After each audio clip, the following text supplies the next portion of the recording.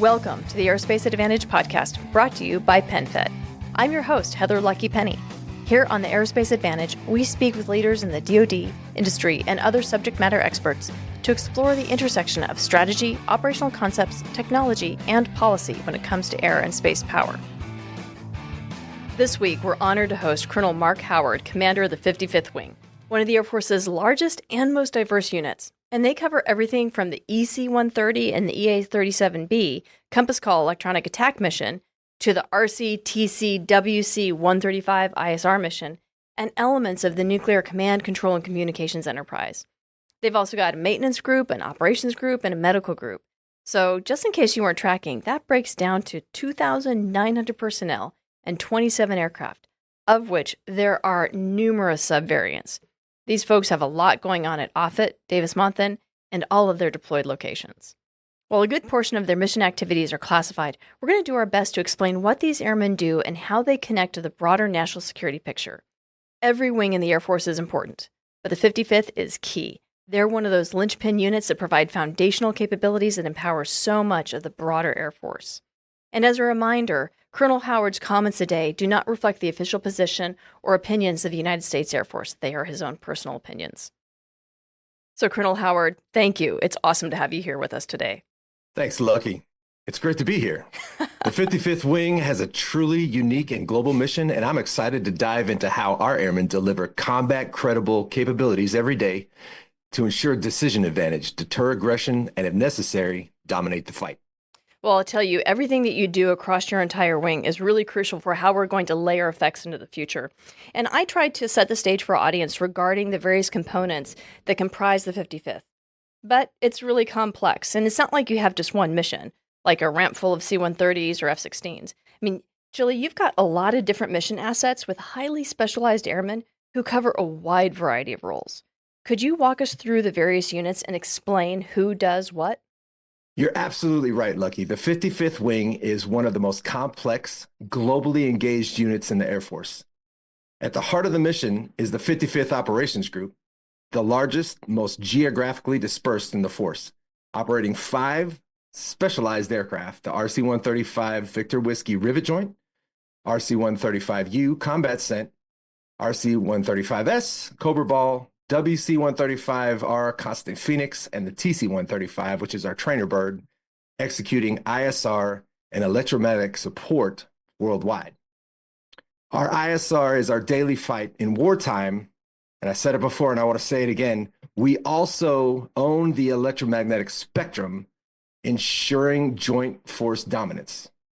The 55th ECG Electronic Combat Group amplifies that fight with the EA-37B and the EC-130H Compass Call actively disrupting adversary command and control. Now, Colonel Smith recently spoke on this podcast about the EA-37B, and that's just one example of how we're evolving electromagnetic warfare to stay ahead of the threat.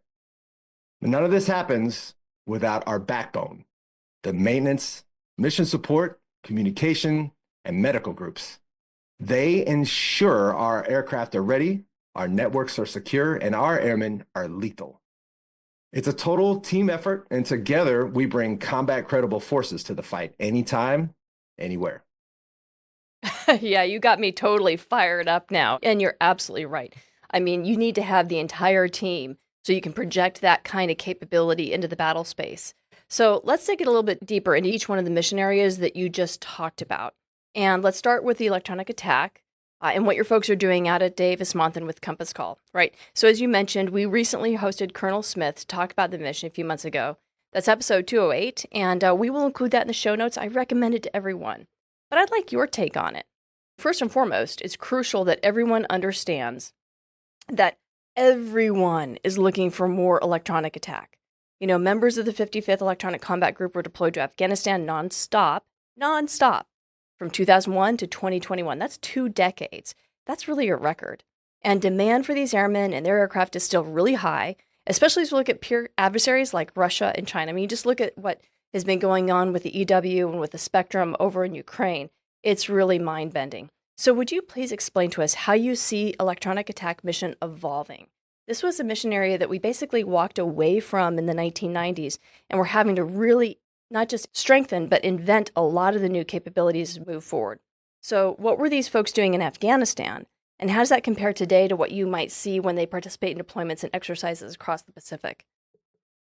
So, Lucky, your discussion with Colonel Smith was a must listen for anyone really interested in electromagnetic attack. Oh, The thank you. 55th ECG's, you bet, 55th ECG's mission has evolved significantly, shaped by today's complex threat landscape.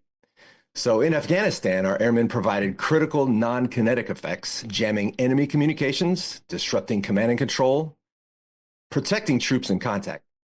But tomorrow's fight is going to be different. Strategic competition with China and Russia means we're no longer operating in an uncontested environment, and air superiority isn't a given. An electromagnetic attack is crucial to denying, disrupting, degrading, defeating what we call our 4Ds, adversary kill webs, C2 systems, and decision making. We're modernizing aggressively, refining tactics, integrating with blue long-range kill webs, and ensuring we can project air power anywhere. This mission is about restoring the warrior ethos, reestablishing deterrence, and generating readiness. Our airmen are combat tested, and we are setting the conditions on how to dominate the fight anytime, anywhere. Chili, I totally agree with you. I Sorry, I got myself a little hyped up too much. No, all good. All good. So, Chili, I am totally on board with what you've just said. As we've done our studies here at Mitchell, we really understand the importance of EW, of spectrum dominance, and having your airmen and your capabilities as layered effects within everything that we do, not just in the Air Force, but across joint force operations. So the EA-37B is going to be a big deal for your airmen. Would you mind talking to us about what it's been like to be a commander overseeing this transition? It's pretty cool. I was actually down in Tucson near DM. We were visiting Pima and doing some other stuff. And being able to see the EA-37B fly was like, yes, this is real. It's coming to the fight. Right. So as you look at what the capabilities that aircraft brings, it's going to have significant impact, not just on how we do the planning, but on the tactics, techniques, and procedures, the TTPs, as well as the basics of mission support, maintenance, communication, really maintaining and supporting these aircraft for the fight. That's a tough one because I can't really describe how exciting it is to see the EA-37B come online and bring critical capabilities to the future fight. Our ECG has been at the forefront of this transition, testing its limits, familiarizing our crews, refining tactics, techniques, procedures to maximize its operational edge. This aircraft, I'm not kidding here, is a game changer. It flies farther, faster, and with greater agility to meet the demands of modern warfare. And in fact, just the other day, our crews were testing its range and found out the jets were even more efficient than we expected. Oh, that's awesome. And I'll tell you that matters because range is, one of the major tyrannies of operating in the Pacific. And range also equals persistence and duration. You bet. And that's the kind of advantage that we need in today's dynamic threat environment. So, of course, the transition like this is about more than just the aircraft. It's actually about the people at the heart of it, the airmen in the airborne layer. That's what's going to make the real difference. So under Colonel Smith's leadership, the team at Davis-Monthan has done a phenomenal job leading this change, ensuring our maintainers, operators, mission planners are on the leading edge of developing TTPs for what's now the Air Force's premier electromagnetic attack platform. And this investment isn't just in cutting edge technology, it's in our airmen, like we talked about earlier. Their innovation, expertise, it's going to ensure we continue to dominate the battle space no matter what the challenge. I couldn't agree more. We talk about war being a fundamentally human endeavor, and that isn't just about hand-to-hand combat or eating soup with a knife or 3 cups of tea. It's actually about the innovation and creativity of human warfighters in the battle space. And so your airmen, because they come with that expertise, are going to be able to adapt, respond, innovate, do the creative things with their technology and their capabilities real time that we wouldn't necessarily be able to get if all of this was automated. So I'm really glad to hear you emphasize the value of your airmen and what they bring to the fight, because we are going to need to have them in the battle space with the folks that are going downtown. And we have heard from commanders that they need more EA-37Bs, that they need Mm. more of your airmen. And so what the current program of record is from a Mitchell Institute standpoint, we would argue that you got good stuff and we need more of that, not just for the current fight, but also as we look towards the future to deter and shape and, if necessary, prevail within the Pacific. Mm. And when go Yeah. ahead. I won't argue with you there. Sorry, go ahead. I'm just, No, I don't want to get in front of myself with numbers and that kind of thing. But yes, yeah. I'm a zealot when it comes to electromagnetic attack. And you will find that we are huge fans too. And when you look at the Pacific, the reason why I talk about numbers is because the concurrent demand elsewhere in the world, the number of aircraft you've got and the airmen who operate them, they're already stretched thin. And range requires numbers because range is time, and that time and the range, when combined, has a direct impact on the density of operations and density and concentration of massive effects that you can provide. And people don't necessarily realize that you have to also have that density, that tempo, and that mass and concentration in the spectrum, just like you need to with kinetic operations. You can't be everywhere all at once. Completely right. And that's a great point. And let's emphasize that. So when it comes to electromagnetic attack, right, numbers absolutely do matter, especially in a theater like the Pacific, where the tyranny of distance, like you talked about, is a constant challenge. And that's exactly why the EA-37B is such a game changer. It's got extended range, increased endurance. It's really the ideal platform for operating in this environment. And the aircraft isn't just about reaching the fight. It's about shaping the fight. Oh, yeah. Yeah. Right. So as the Air Force's, I'll argue, premier electromagnetic attack platform, the EA-37B plays a critical role in protecting blue forces while degrading and disrupting the enemy's kill chain. That's so vital because that will always be in high demand, like you said, particularly as we look into strategic competition with peer adversaries. And the good news is this platform was built on an existing design, the Gulfstream 550, which has enabled a much more rapid procurement process than just a clean sheet build, if you will. And that means we're bringing these capabilities online faster to meet the needs of today's fight while ensuring we're postured for the challenges ahead. Oh, yeah. And there's also some value to having that Gulfstream 550 platform as well, is because you're going to be able to achieve cost efficiencies because this is also within the commercial market space. There is going to be a continual sustainment tail to support those aircraft in the civilian world, and then in the military world, we'll benefit from that as well. And there's one thing we talked about, the need for range to have numbers, but the other reason why we need to have numbers specifically for the EA-37B is also because you're going to be doing maneuver with the electronic spectrum, right? Because whether or not that's axis of attack, cooperative effects, diversity of attack, the power of range, and so on, we need to have more of that. Absolutely. So go ahead. You won't find any argument for me on that one. Yeah. So I want to pivot to the ISR mission in the 55th Operations Group, right? Okay.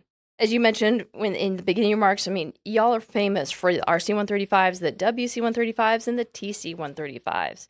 Could you break down for audience the difference between these airframes and their missions? Because we need them all for our national security. But the result is, because we have so few of them, they have really high op tempos.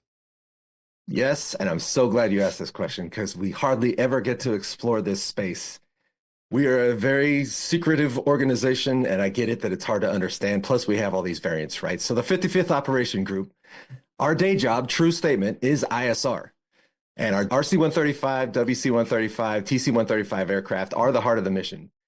I want to circle back a little bit to electromagnetic support. And doctrinally, in war, the RC-135 Victor Whiskey, or rivet joint, and that's where I grew up since 2001, right? It acts like a giant flying sponge. It soaks up signals, delivers, here's the key, near real-time intelligence. And that, I like to say, we find bad guys and we tell good guys fast. And that speed of relevance in a fighter cockpit, when you've got to know right now that your life is at risk. Oh, yeah. It's like magic. So then we have the combat scent. It's more like a drinking straw in comparison to the rivet joint. It focuses on highly specific signals with extreme precision. We have the Cobra Ball, which specializes in tracking missile launches. And that's very important and critical for treaty verification and also for national missile defense. We partner with AFTAC, our sister unit, the Air Force Technical Applications Center on the WC-135 Constant Phoenix. Some of us also call it the sniffer, and it conducts atmospheric testing for treaty compliance and making sure that we work closely with those scientists that fly on our plane. Man, it's just an honor to serve alongside them. And lastly, our TC-135, that's our trainer. Believe it or not, more vital than you would imagine because it keeps our air crews sharp and mission ready with a newly modernized flight deck. One of the best in the business. We just got it. We're very excited about it. And these aircraft play crucial roles, like you said, for national security with high ops tempo because we're always in demand. And our teams remain relentless in delivering combat credible ISR, electromagnetic support capabilities worldwide. Okay, Chili, let's talk about the 135 aircraft. I mean, so you have all these different variants and you just described them, so appreciate that. But these 707 based platforms, I mean, like these aircraft predate the information age. They've been flying for decades before the internet was invented. And as you mentioned with your training aircraft, the mission systems are newer. But given the rapid pace of change, how are you seeing the missions change as we move to more integrated sets of capabilities, like kill webs, right? The sort of JADC2 type world. You know, my impression was in the Cold War, the RC-135 would take off, execute its mission in kind of a standalone fashion. But today, as you mentioned, like being able to share that reconnaissance and intelligence real time or near real time is crucial to our operations. So could you describe a little bit more about how you are adapting this platform? You're spot on, but that's only half the story. So our sensitive reconnaissance operations is what we do day to day around the world.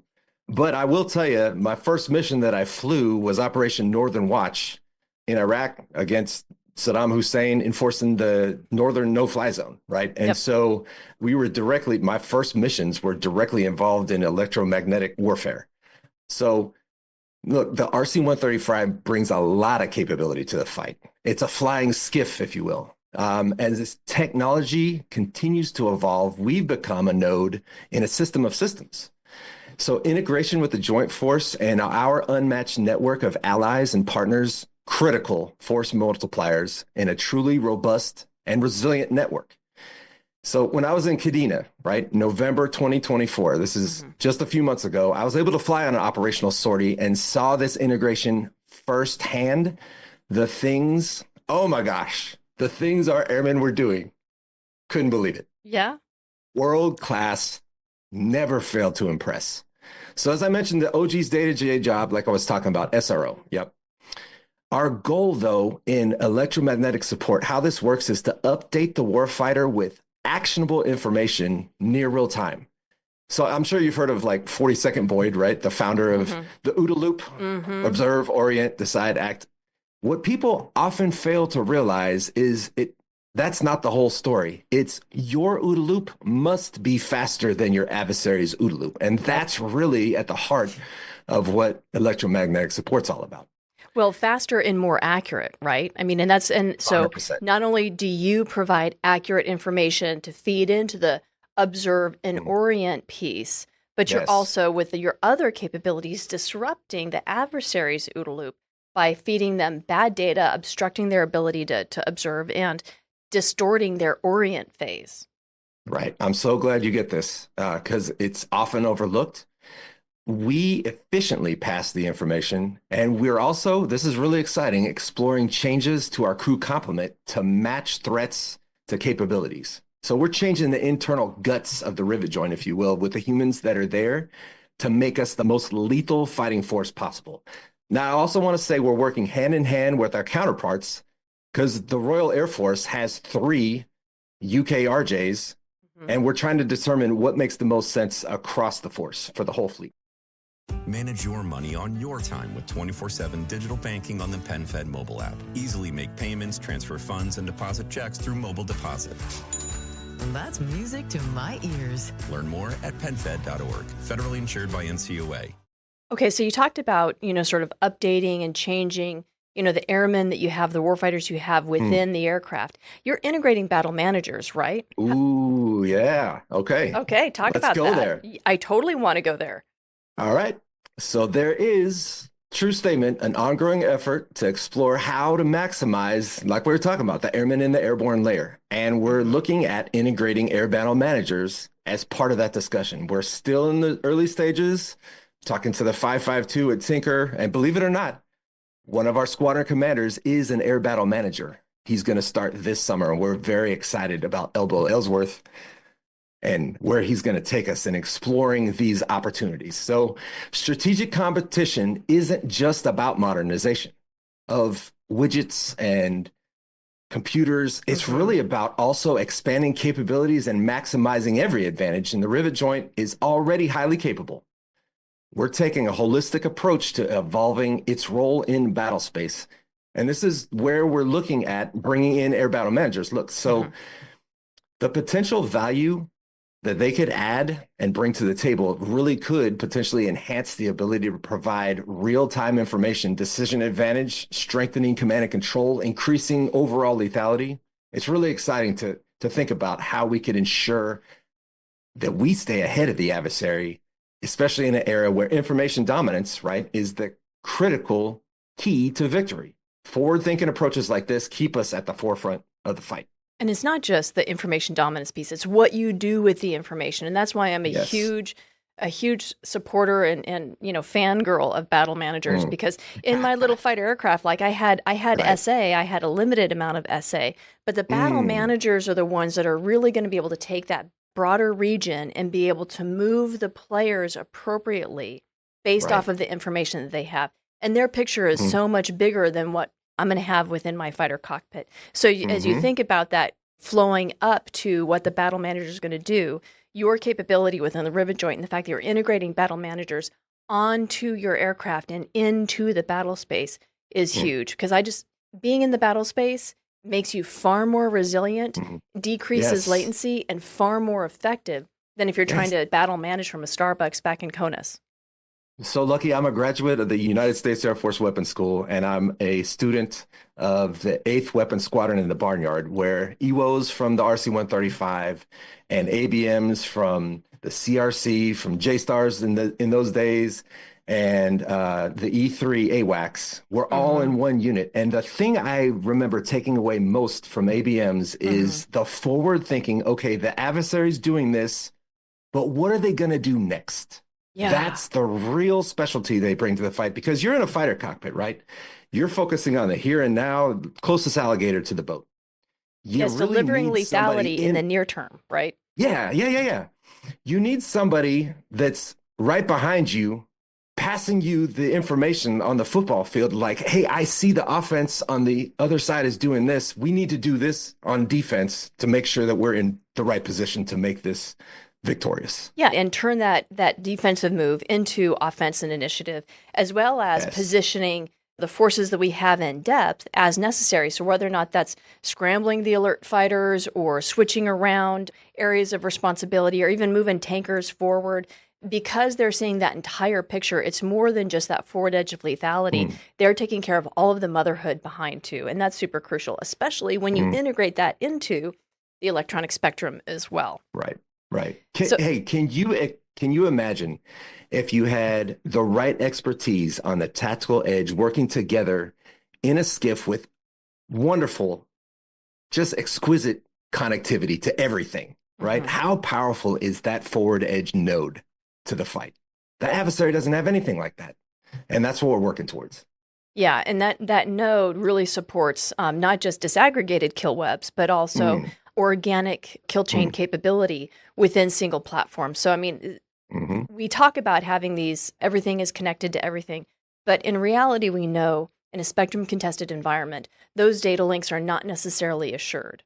And so the variety that you bring to the fight on a single platform, because you've got multiple data links, because you're kind of a gateway, because you have this connectivity, gives you a resilience within the battle space, whether or not that's line of sight or through space, through our satellite constellations and so forth, that you're really providing a lot of resiliency and effectiveness and lethality within the battle space.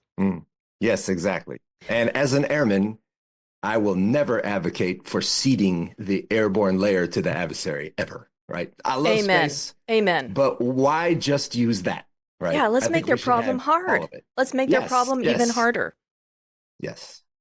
Okay, so we've been Uh, giving the RC a ton of love, but let's look at the mm, WC 135s. fair enough, fair enough. Because you've just refreshed the fleet with, air quotes, new tails.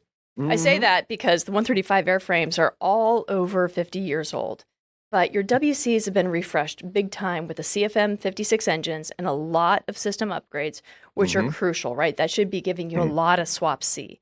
So, given the increased role that nuclear weapons are playing on the international stage, right? We've seen Putin's saber rattle in Europe. China is doing a major breakout. North Korea continues to press hard with its nuclear capabilities. Iran is moving forward. And we're seeing sort of non-proliferation break down because of the global dynamics. Mhm. What does this mean for your WC-135 Airmen? Yeah, so okay. Granted, our tail numbers, if you look at them, 50 years old, okay, fine. We like to say tongue in cheek, we're 6th gen on the inside though. So yeah, Lucky, you also used the word crucial, and that's dead on, right? The WC-135 may trace its origins to the 1960s. Don't let that fool you. This is the most advanced, capable aircraft that you could hope for the mission it does. Mhm. And through constant modernization. And that's the key to our program and our partnership, right, with Big Safari, is that we are always modernizing, always innovating, Mhm. and they've integrated state-of-the-art systems that extend its range and enhance its abilities to verify treaty compliance with greater precision than ever before. Now, so I want to emphasize this too. If you look at the numbers and how fast we upgrade, our entire fleet is actually really, get this, 2 years old, which is Wow. pretty incredible if you think about it. We ran the numbers up because we hear this all the time. Oh, your planes are old. They're obsolete. Whoa, whoa. I wasn't saying uh, obsolete. I mean, there are probably some sustainment challenges, but I'm really excited to yeah. hear that, like, from a mission perspective, how Mm. fresh you are. I love the guys at Big Safari. They are amazing. Yes. Yes. And especially in today's security environment, this is where this partnership becomes just crucial because the nuclear threats are no longer just a Cold War concern, right? Oh, no. You've got, like you said, saber rattling from Russia, China rapidly building up, North Korea continuing advancements, Iran's nuclear ambitions, the mission of the WC-135 more relevant than ever, our partnership with AFTAC better than ever, Creighton Mullins at just amazing partnership with this guy. He calls me frequently and we talk all the time to see how we can advance his initiative of AFTAC at war. And our airmen are at the forefront ensuring global stability by providing crucial data that informs national security decisions. I mean, it really does. Oh, yeah. I mean, if you Yeah, think and about where we are today, this is no longer a Mhm. bipolar nuclear world. I mean, and we are seeing, as I said, the breakdown of nuclear non-proliferation. And so what the WC brings to the fight allows Mhm. us to be able to monitor those developments and gives us an additional tool set when we think about how do we continue to deter and maintain stability across the world when it comes to nuclear weapons. You bet. One thing that's often overlooked as well, Okay. their expertise in AFTAC, got it Mhm. 100%. Awesome, amazing.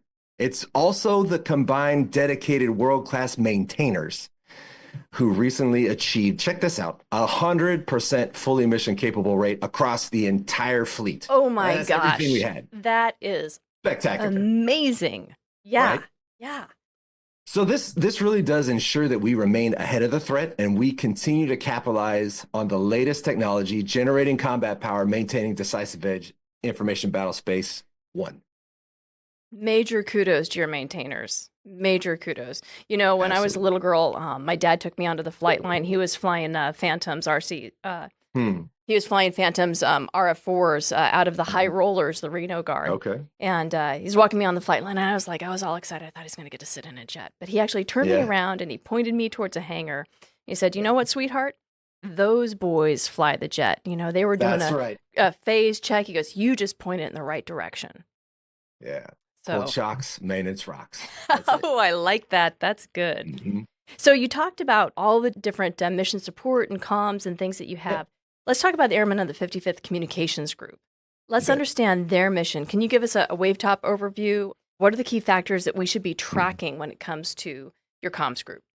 Yeah, the Airmen of the 55th Comms Group, enormous responsibility. So their mission goes well beyond supporting the 55th Wing, and they provide critical communications, cyber support, to more than, get this, 50 tenant organizations on Offutt.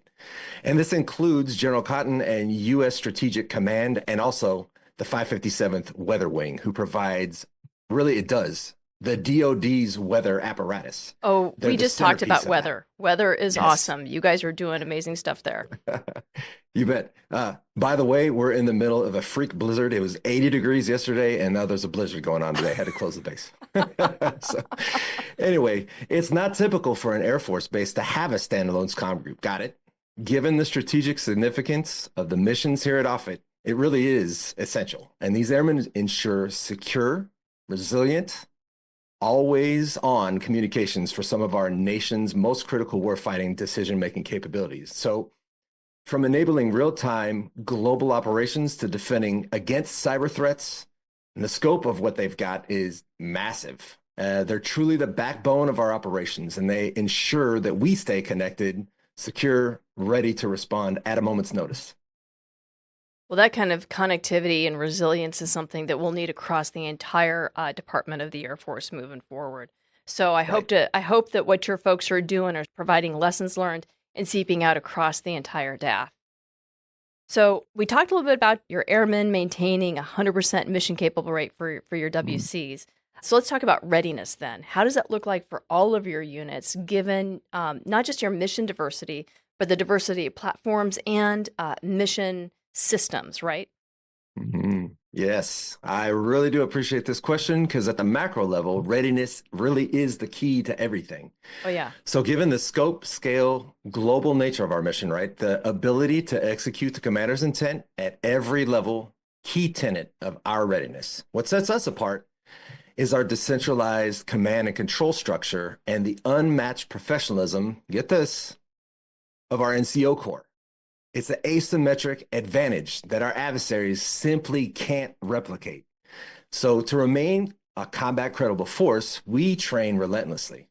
We go to large scale live fire exercises like Red Flag, Bamboo Eagle, and put our airmen right in the thick of it, refining our tactics, our techniques, and procedures to ensure that we're mission ready all times.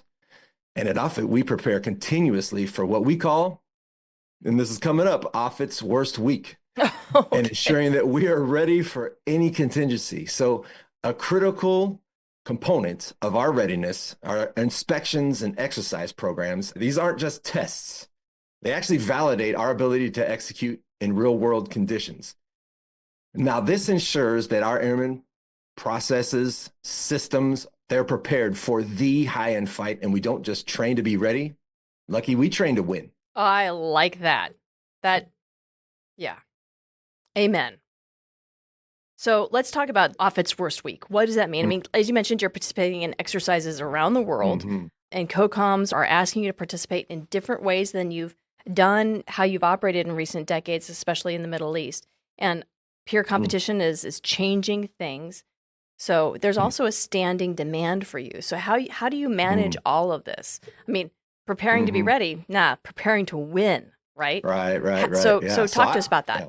You got it. I don't want to speak on behalf of any combatant commander. From our perspective, they're absolutely receptive to the changes needed given the evolving landscape. So peer competition factor is real. And as the strategic environment shifts, so do the ways where we train and we operate. And so at the same time, we are balancing global demands for our capabilities. And the Air Force recognizes that increasing demand signal, and we're actively re-optimizing our operating concepts to ensure we can meet these challenges. This isn't just about responding to immediate needs, right? So it's about staying ahead of the fight and ensuring we're postured to support all of our combatant commands effectively, anytime, anywhere. Okay, so you're staying ahead of the fight, but there's got to be lessons learned from our past, right? What from the Cold Yes. War do you think you and your team members are having to rediscover and apply, and how are you adapting those? I mean, we are kind of in a back to future moment. Right. And I would argue, I don't think our adversaries want us to think critically about the past, because there is a lot to learn about things like the Cold War, where we can rediscover all kinds of lessons that we could apply today. So at the same time, we've got unique challenges that we're facing, But look, let's go back to the Cold War. We had two clearly defined actors, the US and the USSR. Hmm. And now the geopolitical environment's far more complex and entangled and requiring us to adapt in new ways. And we are actively researching Cold War lessons to see what still applies. And our historian actually brings these lessons to the forefront frequently during weekly stand-ups. So one of the major differences is our force structure. Our active duty force today is really about half the size it was during the Cold War. Yep. But I will argue what we lack in numbers, we do make up for in capability. And our systems are much more advanced. Our airmen are leveraging innovation, optimizing, and maintaining our edge. It's not just about going back to the future. It's about taking the best of what worked before, refining that, and then ensure we stay ahead for today's fight. Oh, yeah. I mean, there's plenty of lessons learned from the past that we need to be able to pull forward, but we have to be able to adapt them and change them so they're relevant and they provide that winning advantage as we go forward to the future. Because the world is not the same, as you mentioned, but we can't forget and just throw away the past because it was different from where we are today. So speaking of the past, like if you think about RB-47s, those were some of the similar types of the predecessors for what you do today. And that's a Cold War platform, right? Those RB-47s were some of the first Cold War casualties. How does operating under the threat of enemy attack fit into how you were thinking about executing your mission going forward? Because we're taking, we're asking your airmen to take risks as part of the job. We didn't have to really think about that for the past 30 years, but we're headed back that way. Yes, that is a sombering point, Lucky, right? So operating under the threat of enemy attack is something we're actually thinking about deliberately and shifting back towards that kind of strategic competition where air superiority is not guaranteed. And risk is an inherent part of what we do, and it has to be assessed and managed at every level. Really, our general officers set those acceptable levels of risk, right? Most of the time you think of our airframes, maybe they're ALR low. Well, maybe that's just not going to work anymore for the fight. And we've got to figure out how to fight through that. So we're posturing to accomplish the mission while protecting our airmen and our assets. Look, the ACC commander, General Wilsbach, he put it like this. At the end of the day, if you don't have air and space superiority, you can't do anything else. It's true. You're not going to achieve, you're not going to achieve your objectives. You don't identify where it's prudent to take risks. Look, you're going to fail. And that's why we're training exercising and preparing our forces to operate in a contested environment. And now that's at forward air bases, sorties where new threats emerge, and our airmen understand that the risk is part of the job, just as it was, like you mentioned, for the RB-47s during the Cold War. The difference today is that we're deliberately shaping the future fight and ensuring that we mitigate risk where possible, and we're ready to take it anywhere that it's necessary to win. Well, and I think one thing that's really important to point out is as we look towards the current and future threats, we will need to have layered effects in order to be able to achieve air superiority. So we can't let you guys retrograde, and run away until you're well outside the threat ring, right? We're going to need to have you forward while we're doing our best to protect your assets, but we need to have your effects in order to be able to execute air superiority and gain that and take away that initiative from the adversary. So when I look at the airmen that are serving today, I am humbled by their will, by their determination, by their grit, just by their go get it done. They're just fantastic. You bet. Lucky, that's a great observation that you made. And so even within the Air Force, there isn't always a full understanding of what our mission brings to the fight. That's why it's critical for us to not only execute at the highest level, but also demonstrate our capabilities in real world operations. Yeah, real world operations and training too. The exercises, the Bamboo Eagle that you talked about, there's no way for us to really appreciate what you bring to the fight unless we're operating with you. Yes, exactly. And we're doing this through increased participation in those live fire exercises, like you mentioned, right? Integrating with the joint force, enhancing interoperability with our allies and our partners. And these opportunities allow others to experience firsthand the effects that we bring to the fight, because seeing is believing, right? They must understand our impact before anybody's going to trust what we can bring to their battle space. Now, from a public perspective, forums like, thank you again for bringing us on this podcast. This means a lot to us. Air shows that we do, engagement efforts through public affairs, crucial in telling our story. And much of what we do is highly classified, yes. And we operate in the electromagnetic spectrum, which is something you can't see or touch, and it's hard to describe. Well, and sometimes you can't even do it in open air, right? I mean, Right. so how do we play with that? Yeah. Well, we work hard to communicate our operational role in ways that underscore our contribution to national security. And at the end of the day, our mission really is vital, and making sure others understand its value is just as important as executing it. So how are you seeing the public receive this, right? I mean, it's easy for folks to be able to, look at fighters on a ramp and count them and they kind of understand intuitively kinetic effects, but it's much more difficult to be able to communicate that what you do. So, for example, a member of Congress or a reporter, how do they understand like why a given upgrade might be crucial to your aircraft and your mission? Exactly. So that's a real challenge. And people can, like you said, count the fighters on the ramp. They understand the impact. It's really difficult to describe what the impact of the electromagnetic spectrum is. It's not intuitive, and that's why we're making deliberate efforts to communicate our mission and its importance. So here's a great example. On February 25th, we conducted a congressional static display of the EA-37B and the Rivet Joint, the brand new one, Baseline 14, at Andrews Air Force Base. And seriously, thanks to Congressman Don Bits-Bacon, a former 55th Wing Oh commander, yeah, love Bits. for He's making great. that happen, right? Opportunities like that allow us to spread the word to key decision makers to see firsthand what our platforms can bring to the fight. And this effort isn't just about leadership.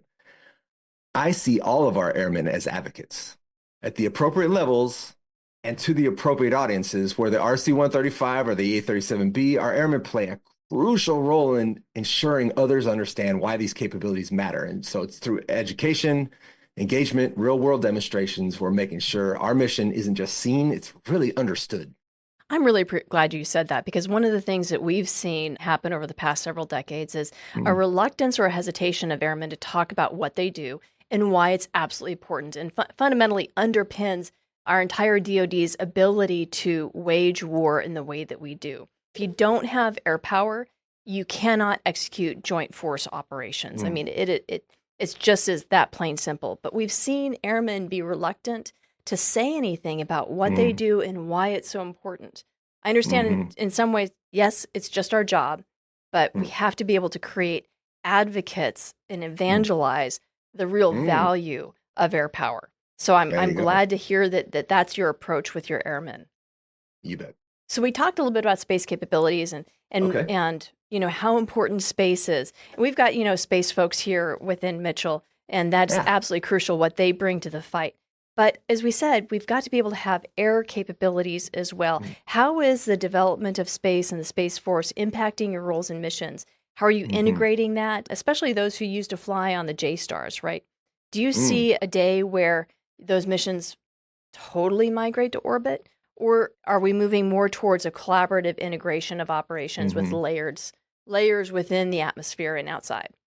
Yeah, I'm going to be careful not to get into too many hypotheticals and get myself in trouble. And I want to say That's this fair. for the record, so that, yes, electromagnetic spectrum zealot, got it. But I love the Space Force. Oh, yeah. The Air Force, in partnership with the Space Force, it really does create the space superiority, which is one component of air superiority writ large, right? So there may come a day when some of our missions migrate into space, yes. But for the foreseeable future that just this humble American can see, we strongly believe that operations have to integrate across both air and space domains. And I'll say it again, far be it from me, the airmen, to cede the air layer to anybody, ever. We can't afford to do that. It would be a failure, right? How could I even call myself an airman if I do that? So anyways, the future warfare isn't about choosing one domain or another. I think, and I think there's many who would agree, that ensuring seamless integration between the air and space capabilities is where you get real leverage. And that's what we're going to need in all arenas to have a resilient force that can operate in any environment. Look, as our technology advances, we're going to refine how we operate in both of those domains. And one thing's clear, air and space superiority, they absolutely go hand in hand, and they ensure dominance in both critical domains. Chili, I could not have said it any better. I mean, thank you for that. They are interdependent, and there are ways that space supports air superiority and ways that the air domain supports space superiority. And we've talked a lot about that with our space colleagues here at Mitchell about how can the air support space operations in addition to space supporting air operations. So I really appreciate your words there. So space is developing, it's coming along. It will likely be some time before we see the maturation of a lot of that vision of what space is going to be able to provide. Some of it's here today, but a lot of it is being in work and process. From an air domain, if you were to grade your homework in, say, a decade, what are the mission areas and the capabilities that you would like to see? Like, what's that evolution look like, and what's driving it? Yeah, I wouldn't be a good commander if I didn't have a vision, right? So here's my vision for the next decade. So I think our mission areas are going to be more advanced, even more integrated, more resilient. You can't predict every breakthrough from here in 2025, right? But we are actively future-proofing our aircraft and ensuring they can adapt to the emerging technologies. You talked about swap C earlier, and we got lots of that in our airplanes. Yeah. And that is high value. So, for example, ISR, we're advancing sensor integration, automation to deliver faster, more precise intelligence, like you talked about. Electromagnetic attack, EA-37B, it's just the beginning. We're evolving to maintain dominance in the electromagnetic spectrum. And a driving force behind this evolution is adaptability. We're not just upgrading, we're designing systems that seamlessly incorporate new capabilities, and our goal isn't just to stay relevant, it's to lead the fight, ensuring that we remain ahead of any threat for years to come. And just to back up a little bit, SWAP C for our listeners, if you're not familiar with the acronym, is size, weight, power, and cooling. So those are the physical attributes that you need to have to be able to run a lot of the highly capable mission systems and avionics and sensors that you have on your aircraft. So with the new engines that you have, the generators, the electrical capacity, the cooling capacity, that is really a crucial component to your aircraft's capabilities. You bet. So we're clearly in the beginning of a new leadership team, a new administration for the Department of the Air Forces. And as we work through those confirmation hearings and people assume their official roles, if you were to offer your professional advice to understand what the 55th does, I'd really appreciate your thoughts on that. Because our 2 cents on this is that, as you mentioned, you and your airmen are crucial. We cannot forget how important the human warfighter is and how important human cognition is within the battle space, even as technology continues to advance. It's not a one or the other. We're better together. So it's important to ensure that service is empowering you with the right set of capabilities, the adequate capacity, the modernization, and the readiness to set you and your airmen up for success. Because as we've talked about, you are a crucial and essential layer to everything that we do within the air domain. Yeah. So given the opportunity, I think I'd say it like this. The 55th Wing is at the forefront of the fight. We're oftentimes first there and last to leave. And while technology continues to evolve, our greatest advantage will always be our airmen. Leadership isn't really even about rank. It doesn't take stripes to be a leader. It doesn't take higher rank to be a leader. It's about action. It's about understanding risk, taking prudent risk. Our airmen prove that every day. To the incoming Air Force leadership, my baseline narrative would be our adversaries may think they have us figured out, and they don't. We're continuously adapting. You can't follow us. We're going to be leveraging AI, machine learning alongside human ingenuity to maintain our edge. To remain dominant, we need the right capabilities, the right capacity, and the readiness to execute. Look, the nation asks a lot of the 55th. We're always ready, but we must continue to invest in our airmen and also the infrastructure of the Air Force Base here to ensure that we have what we need to win. Because at the end of the day, I believe it's the human warfighter who's really going to make the difference. I could not agree with you more. So as we close out here, I do want to ask for There I Was story, a little bit of personal reflection, right? So you mentioned your first flight was in Operation Northern Watch. That was before 9/11, but we've been living in this post 9/11 world for a quarter of a century now. I'd really appreciate your thoughts and your sort of reflections on what this pivot to peer competition means to you and your airmen. Yeah. And thanks again, Lucky. This really has been a great conversation. Oh, Chili, I've enjoyed it. We'd love to have you back. Oh, that would be awesome. Man, I can't express how grateful I am to highlight the warfighters of the 55th Wing, these Warhawks, lethal like nobody's business. But let's be clear, our mission is relentless. Our airmen are unmatched. We don't just keep up with the fight, and we define it like we talked about. And every day across the globe, our airmen execute with precision and ensure that when the fight comes, we're ready and we're like 3 steps ahead, right? So our adversaries think they're closing the gaps, and they are wrong.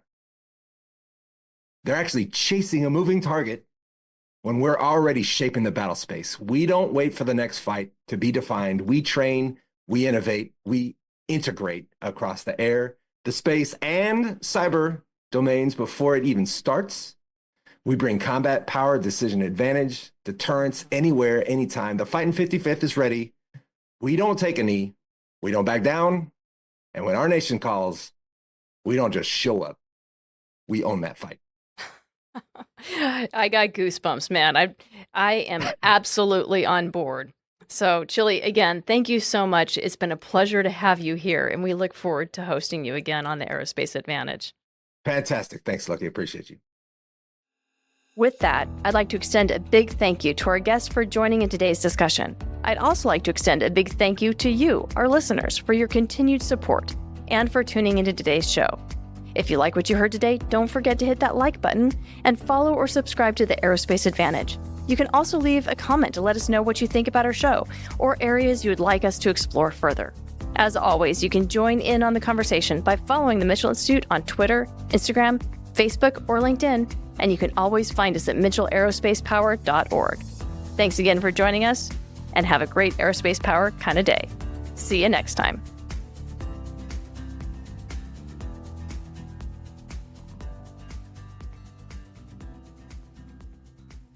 Yeah, no, I mean, one of our asks of you is we would love to be able to feature more members from your wing and your different mission areas. So Colonel Smith was amazing. You know, he was really great. And that was a podcast that had a super high take rate. And I think it's important that we continue to highlight what you all bring to the fight because, as you said, we need more of you. And I think the airmen and how you provide those layered effects are absolutely crucial. And it's a way that's it's underappreciated, I think, by the broader Air Force. Completely. And we very much value this opportunity. So thanks again. This is awesome. Yeah, you bet. Okay, and Shannon. We know senior leaders are listening to this too, right? So that's great. Yeah. No, they are. We get feedback, you know, lots of attaboys and occasional, you know, hey, wait a second. But, you know, no, it is, we've got a huge take rate across the entire force. Tons of squadrons listen to us. And as well as the Academy and Air University, and we also get leadership. But, you know, honestly, a huge piece of our target audience and our take is also on the Hill. So it's about providing that kind of primer and accessible, digestible conversation about missions and so forth. That's a crucial piece of it. Lucky, I'll also tell you that this format is much less threatening, and the fact that we can go back and do other takes, we know ahead of time you're not going to ask like a classified question where I'm going to have to stumble over the answer. Yeah. Really, really like it. It's very user-friendly from our perspective, and our team was able to really craft a message that hits hard and that I can get excited about too. So thanks for that. Yeah, no, and I'll tell you, I love your attitude and your posture towards winning. You know, this isn't just about checking the box and readiness. This is about going and crushing bad guys. It gets me excited and gets my blood hot. Good deal. Good. That's the idea. And oh, by the way, Aaron Gray, he goes by Aaron, not Aaron, but just one A. Okay. He could only afford one. So yeah, he's going to be replacing me. He's also going to be a great person to interview sometime in the future in another podcast. And my next job is A3C, which I think you might have been aware of General Houck up at A3C. So I'm actually replacing him at the Pentagon. They downgraded his position to a lowly colonel. So I'll be taking over that. And my next job is spectrum, information, and cyber effects. Ooh, so Big Super portfolio. cool. Super excited about it. That And is. I think we can continue this. These podcasts are going to be huge benefit to something like we talked about. Like nobody really seems to understand what we're saying. And if you can break it down to something digestible that you can get behind, then we can have asymmetric advantage, really is what it boils down to, combat capability. Well, make sure that when you get to the DCAOR that you give us a holler because we are Mhm. literally right across South Parking. We're in Pentagon City. Mm. So if you know Oh, where awesome. the old Chenez is, we I are. think so. Yeah, we're right across from that. We're basically in that little complex. That's awesome. My Yeah. apartment will be like a block down the street. Yeah, that's So you awesome. can come by and visit and say hello. That sounds great. That sounds great. Good Awesome. deal.